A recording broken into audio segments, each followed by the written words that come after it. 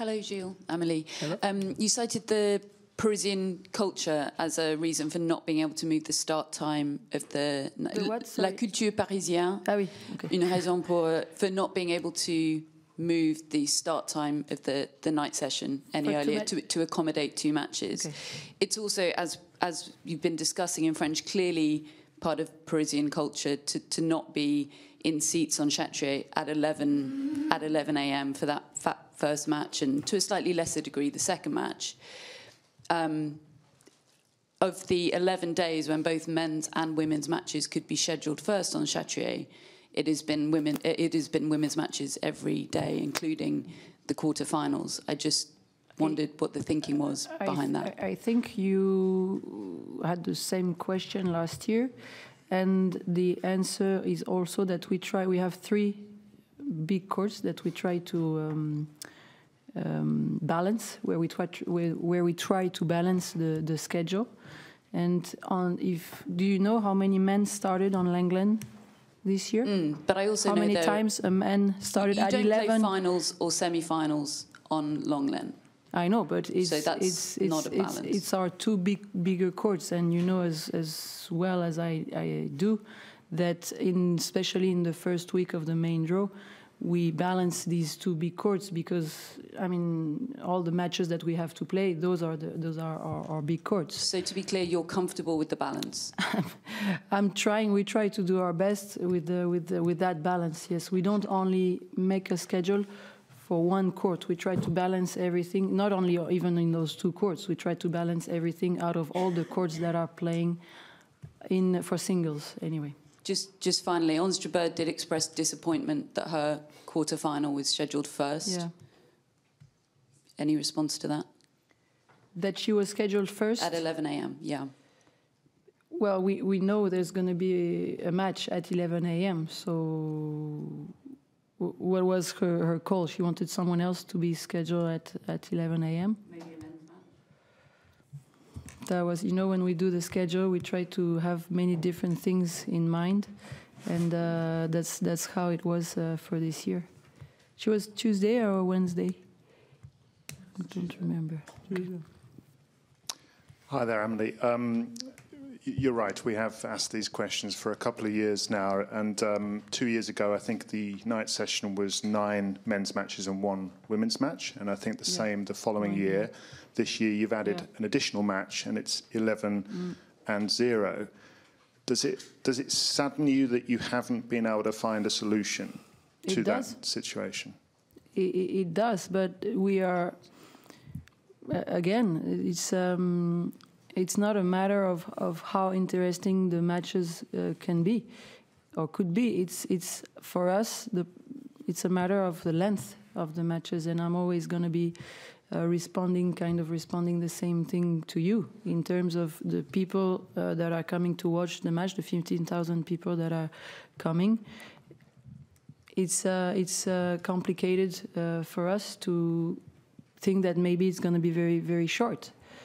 So we try our best, and it's not easy and it's not satisfying, definitely. But it's that was our choice this year, which doesn't mean it's going to be the choice next year, and things can change also. And just finally, what was the reason that you decided not to add a second best-of-3 set match, whether it be another women's match or in the night schedule? In the night session, either another women's match or a doubles match to follow? You mean if we put a women's match? Yes. If you were to have 2 best-of-3 set matches in the night session rather than 1 best-of-5 set match.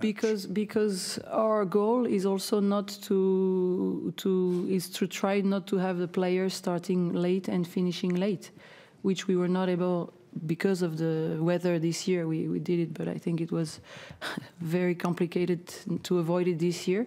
But we don't put 2 matches starting at 8:30 because we don't want to finish late. That's also because if the first match is 2.5, 3 hours, then they start at 11 or 11:30.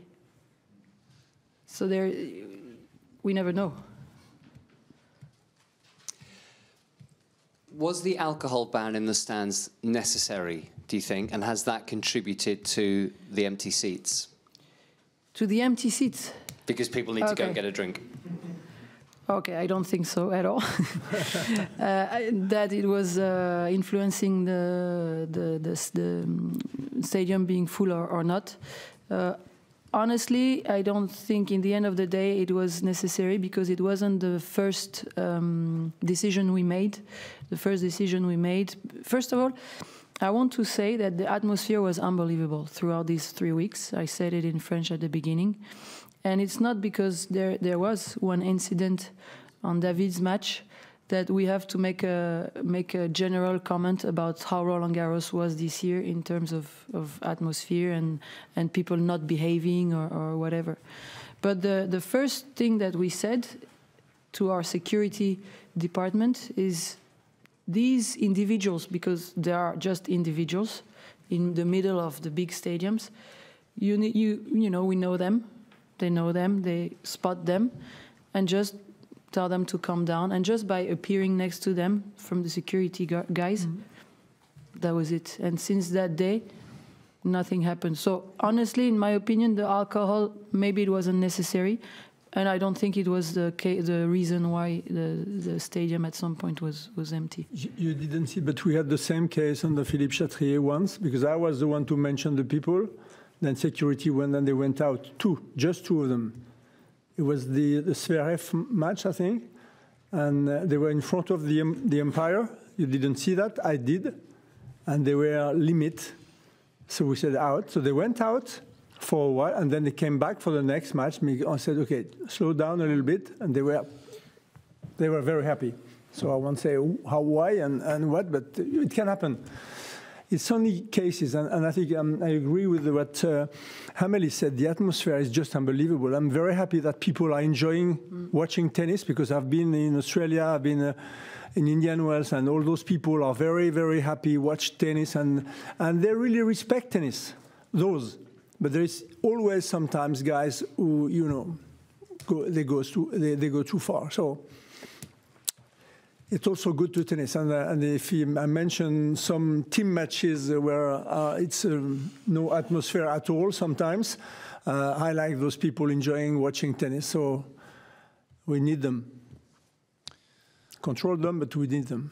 Hi, Amélie. I just wanted to ask, last year you mentioned that you were pleased that you'd got a good balance of that third match on Chatrier, which is another big slot, the last afternoon slot. Okay. And last year there were actually more women's matches in that slot than men's. But this year it's flipped back to, I think it's 6 men, 4 women on the days where there could have been either. And actually the last... 6 men, 4 women, okay. Yeah, I think there were 10 days. Spot. That third match on Chatrier, which is also but that's also a big primetime slot, which you cited as a way of slightly counterbalancing the fact that the evening slot had always been a men's match. Yeah. But this year it's gone back. That slot also is more men's match. And the last 4 days where it could have been either was all men's. How conscious of you of that, and how big a concern is that? Because it means often on Chatrier, women's matches were done by 3 p.m. and people, you know, young people coming home from school or whatever, they don't get to see any women's tennis. Is that something that you're conscious of? Okay, so this year we were very conscious about it because we had no choice. Because this year, if you remember the first week that we had, we were finishing the matches how we could on every court most of the days. I think one day we didn't even play, but most of the days we finished very late. And yes, our choice for the players that were playing late and best of 5 was to give them a little bit more rest. So 6 and 4 is still okay given the conditions that we had this year. And some players has also played every day. So it was, if you remember, there were some cancelled matches and everything. So when we do the scheduling, we also try to think about each player, each individual player, and give them the extra rest or to be on the équité sportive, fair, to be fair to the opponent and try to keep the brackets how we could. So that was one reason. But 6 and 4, out of these first week of main draw that we had, we did also what we could, because I think the weather conditions didn't help us on this at all.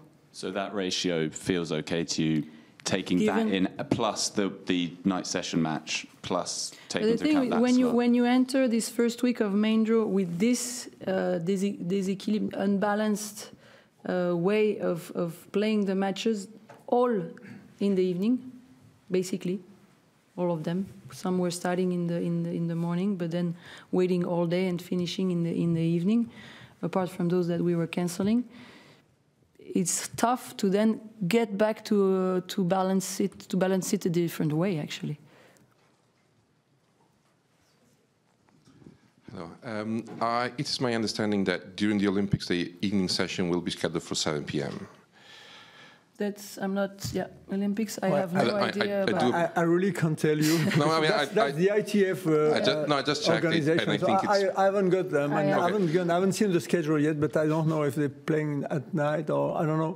It's a good question anyway. Yeah, there's going to be a session for the day session at 12 and then night session at 7 p.m. with 2 matches. I do appreciate that men's matches are best of 3 sets at the Olympics, so it's different. And I also do appreciate that probably the crowd that is going to go to the Olympics in August is going to be different from the one that is attending Roland-Garros. But would you consider that as a trial test to see if that can possibly work? What will be very different, that's for the Olympics, as I mentioned, on Roland-Garros, some of the spectators are from the French, are tennis members. From the Olympics, unfortunately, we don't know who's going to come.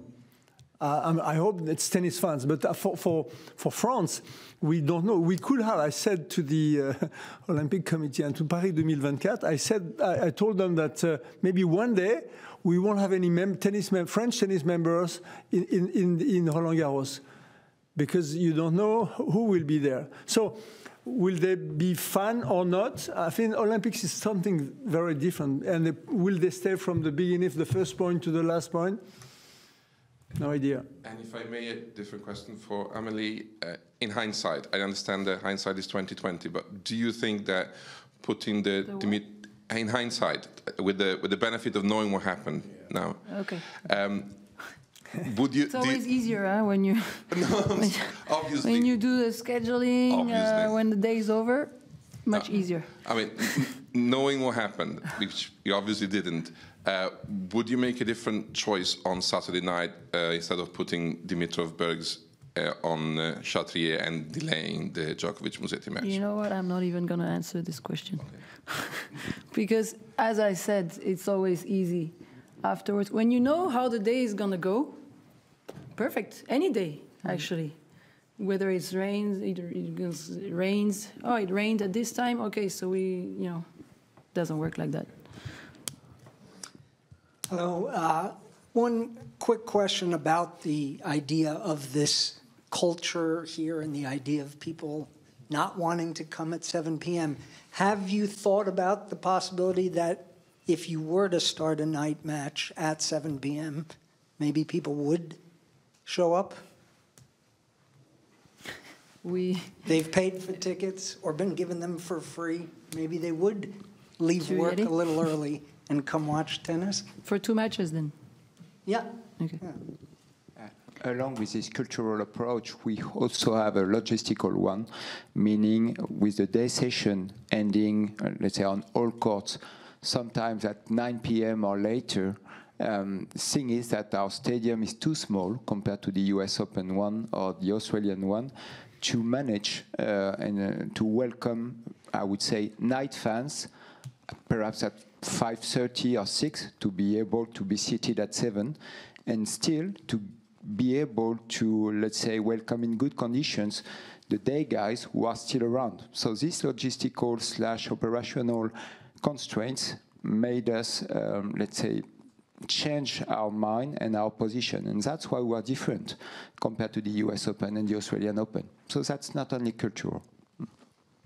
And then I did also just want to ask whether it's fair to say, Amélie mostly, but anyone can answer, that the WTA Tour, perhaps women's players or anyone else who that don't love the idea of zero primetime exposure for women's tennis in night matches, need to just accept that that's not going to change here. That for various reasons, whether it's TV or other explanations you've offered, that it's just, this is the way it's going to be. First of all, when we do the scheduling, the WTA is in the room, as well as the ATP, as well as the Grand Slam supervisor, TV. We are all together, referee, obviously. We are all together. And I did not see any push also to have the women's match in the evening. So I think it's very complicated decision. Those decisions are complicated to make. It's not easy. Yes, having one match makes things complicated in this matter. But again, I never say it's gonna be never. And again, I will not say it. For now, that's not what it's all about. Just wondering, you've been talking about things you're going to be looking at in this debrief. What key issues will you be looking at? Because obviously we've been hearing there are quite a few problems in terms of optics of the tournament. The fact that there is this imbalance, there is this inequality, and it's quite flagrant, and it's becoming more and more difficult to justify. What other issues are you going to be looking at? Because clearly, if you're not coming up with a solution for this issue next year, then questions will be asked about the organisation and the tournament itself. Yeah, we're gonna. Maybe you can tell us some more issues that we need to address. But yeah, those are things that we address all the time and that we are sometimes not comfortable with. But when you fix one thing, there is another thing that is not going to work, and that's the big thing that we have to address. And we will do it in a couple of weeks all together without hiding behind anything. I think we talk to ourselves, to each other pretty openly, and not only us here in the room, but all the operational people and all the staff, everyone. And we try to get things better, but it's not as straightforward as it might look. Hi, Amélie. Novak Djokovic said that he thinks that his knee injury was caused by the surface, the court surface, that it was too slippery, and that if it had been allowed to be swept more frequently, then that would have helped, and he potentially wouldn't have got injured. He felt like his injury was avoidable if they'd have just swept the courts more frequently. How do you respond to that? Have you had talks with the ground staff on this issue, and will you look at allowing, in certain extreme weather scenarios, will you look into allowing the court to be swept more frequently? Sorry, I didn't understand the last part of the... Djokovic asked whether the court could be swept more frequently. Is that something that you'll look into allowing in future years? I think it's depending, from my understanding, it's not only depending on the player asking, maybe it's also the umpire decision. Also, I think the Grand Slam supervisor was on the court on that day, also made the decision not to. So I think those decisions are made on site, I mean on court, obviously with the people who can judge if that's possible or not. So that's what happened on that day, and the decision you saw was made.